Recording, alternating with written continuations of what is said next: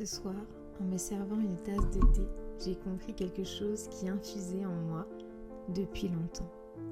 Pendant longtemps, je remettais toujours le meilleur au lendemain, comme si le présent n'en était pas digne, comme si moi-même je n'en étais pas digne. Vêtements que je trouvais les plus élégants de la garde-robe, les fruits frais qui végétaient plusieurs jours dans mon frigo avant d'être mangés ou jetés.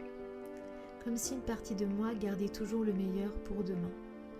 Peut-être pour me rassurer inconsciemment qu'il y aurait un lendemain, pour pouvoir jouir du meilleur, tout en essayant de tirer parti de chaque journée.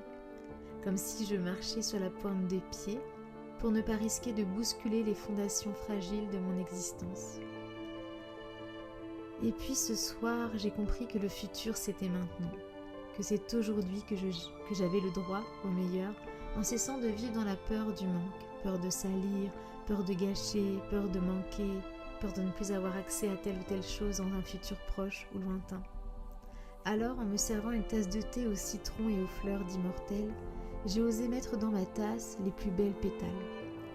Peut-être vivons-nous parfois comme le peuple dans le désert qui conservait la manne par peur du lendemain, incapable de croire que la vie puisse encore être donnée demain. Alors, à leur instar, nous retenons le meilleur, les beaux vêtements, les fruits frais, les belles pétales, comme si le présent n'était jamais tout à fait digne d'être pleinement habité. Pourtant, Jésus nous rappelle, ne vous inquiétez pas du lendemain.